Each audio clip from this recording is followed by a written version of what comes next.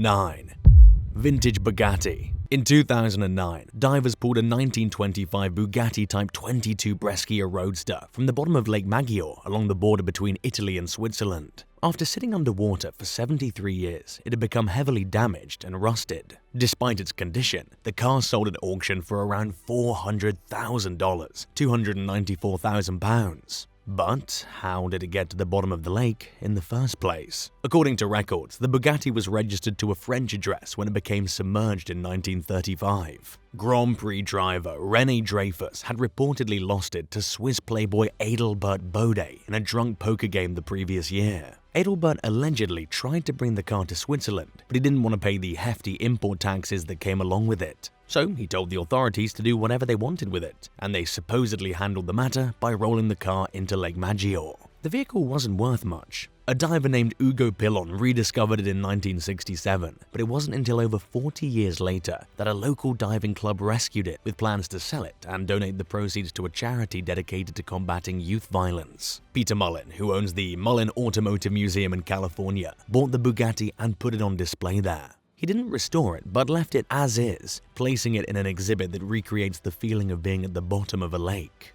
8. Roman-era coin hoard. During a recent family vacation to the Spanish coastal town of Zarbia, brothers-in-law Luis Lenz Pardo and Cesar Jimeno Alcala went snorkeling. Their original goal was to clean up trash, but plans changed when one man noticed something glimmering on the Mediterranean seafloor. He went to investigate and found that it was a coin. After cleaning it off, he saw it featured an ancient Greek or Roman-like face. The coin was in a small hole, and the pair suspected that there were more where it came from. They returned with a Swiss Army knife and found 7 more coins. Lenz Pardo and Jimeno Alcala reported the discovery to local authorities, who dispatched a team of archaeologists to the site. They found 53 gold coins dating between 364 and 408 AD, when the Western Roman Empire was in decline. The coins are extremely well preserved, bearing identifiable images of the Roman emperors Valentinian I, Valentinian II, Theodosius I, Arcadius, and Honorius. There's only one coin with an unidentifiable portrait. It's one of the largest Roman coin hoards ever found in Europe, and it's especially valuable because it could help to shed light on the circumstances of the empire's last days. Researcher Jamie Molina Vidal told Live Science that the discovery reflects the type of fear someone might have when burying their treasure hoard to hide it from invaders. Researchers have found no nearby shipwrecks, further pointing towards the possibility that someone concealed their treasure. 7. Nuestra Senora de las Mercedes wreck. Back in 1804, a treasure-laden ship called the Nuestra Senora de las Mercedes sank off Portugal's Cape St. Mary during a battle. Odyssey Marine Exploration discovered the wreck in 2007. The US-based salvage company raised 594,000 gold and silver coins, totaling a value of roughly $394 million, and sent the treasure to Tampa. Subsequent dives, led by Cartagena's National Museum of Underwater Archaeology, ARQUA, which is managed by Spain's Culture Ministry, began in 2014. The first of 3 expeditions so far yielded thousands of artifacts as researchers ventured into the heart of the ship, including anchors, iron and bronze cannon, copper and tin ingots, a silver dinner service and cutlery, silver candlesticks, a gold pestle, and others, according to a report from the University of Warsaw. The treasures show what early 19th century life was like, making their scientific and historic value immeasurable. Researchers believe the ship sank before Spain joined France in the Napoleonic War against Britain, which started after the breakdown of the 1802 Treaty of Amiens between France and Britain. 6.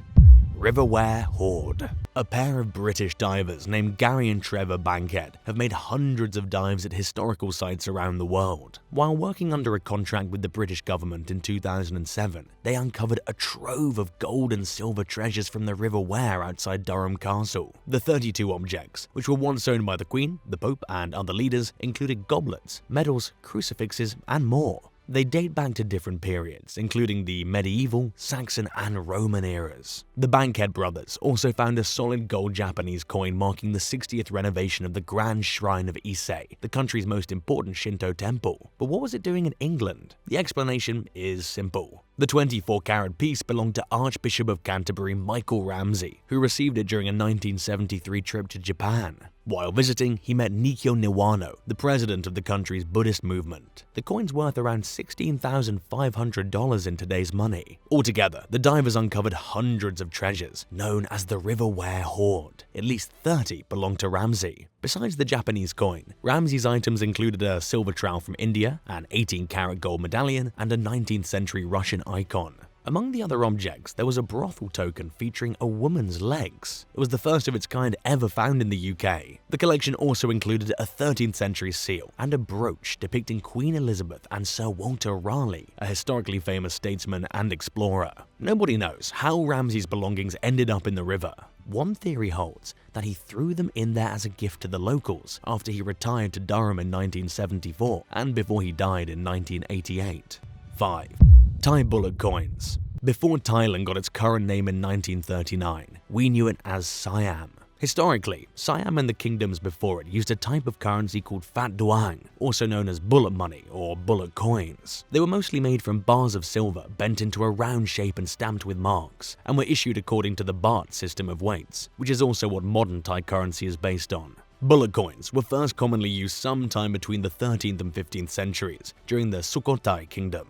They remained in use during the subsequent Ayutthaya, Thonburi, and Ratanakosin kingdoms. The currency was decirculated in 1904 in favor of flat coinage. Modern divers, nicknamed Indiana Jones, scour Thailand's riverbeds for ancient treasures. Copper points can reap as much as $15 each, which is twice the country's average daily wage. But bullet coins fetch an even prettier penny, selling for as much as $300 each. Most people outside of Thailand wouldn't recognize a bullet coin unless they knew what they were looking for, since they don't resemble the coins that we're used to using. So to anyone with an untrained eye, these artifacts would be very mysterious to come across. If you found a valuable coin, what would you do with it? Let me know in the comments, and remember to subscribe to the channel.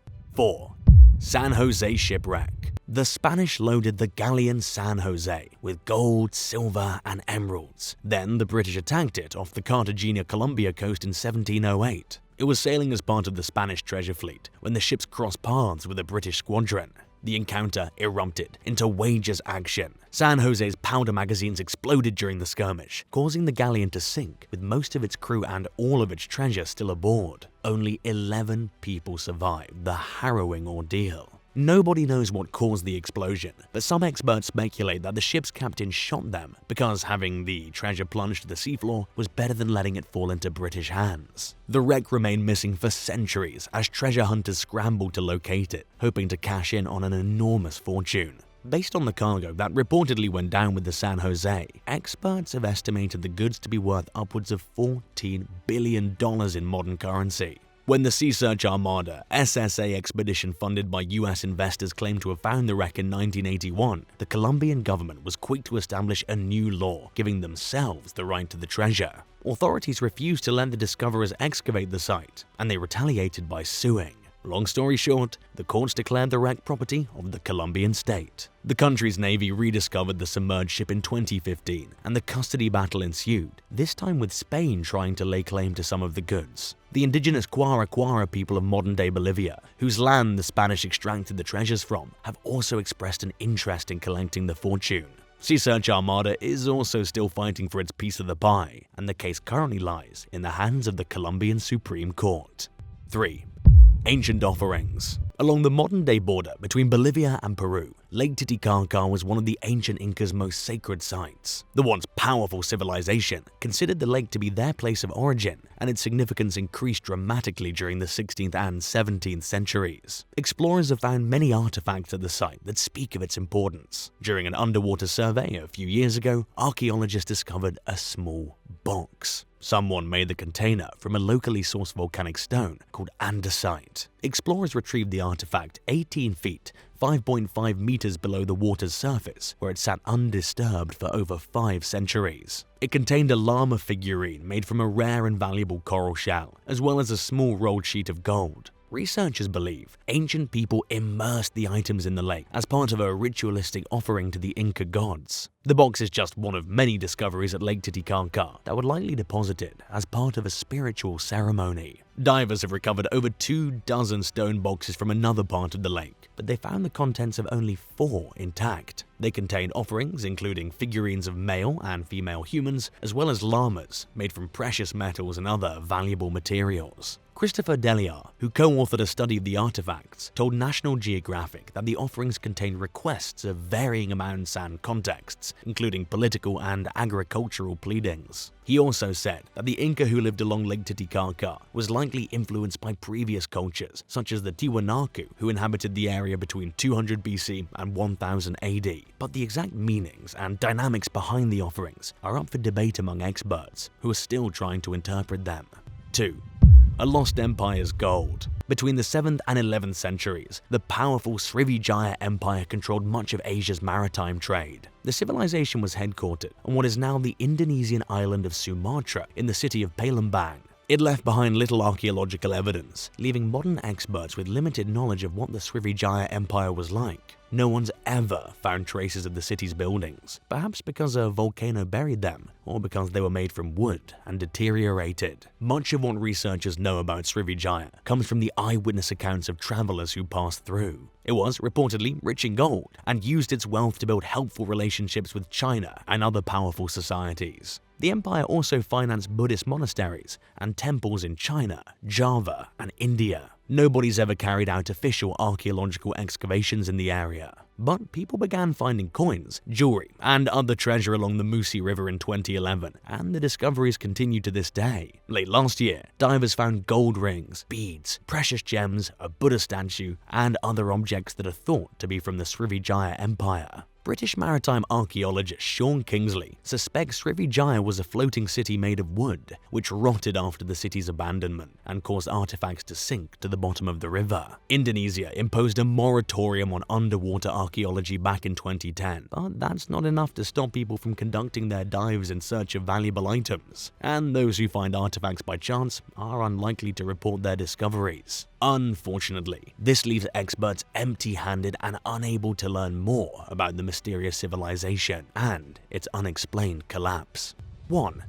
SS America Hoard. The SS Central America, nicknamed the Ship of Gold, was a steamer that sank off the South Carolina coast during a hurricane in 1857. It was en route from Panama to New York City when it went down, taking thousands of pounds of gold and 425 people with it to the bottom of the ocean. Eager to find the wreck, treasure hunter Tommy Thompson convinced 161 investors to fund an expedition during the 1980s. They ponied up $12.7 million for the project. In 1988, Thompson and his crew discovered the wreck 8,000 feet, 2,438 meters below the water's surface. The following year, they recovered around 3 tons, 2.7 metric tons of gold coins, valued at over $50 million.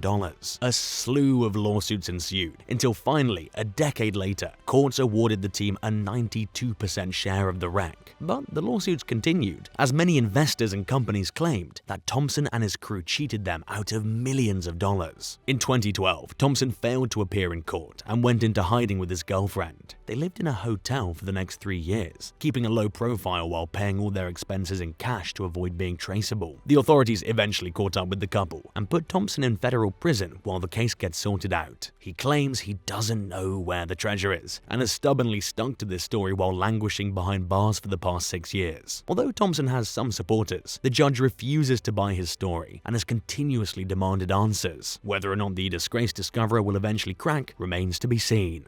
Which of these rescues did you find the most interesting? Tell me your thoughts in the comments. If you enjoyed the video, be sure to subscribe to the channel and give it a thumbs up. I'll see you next time.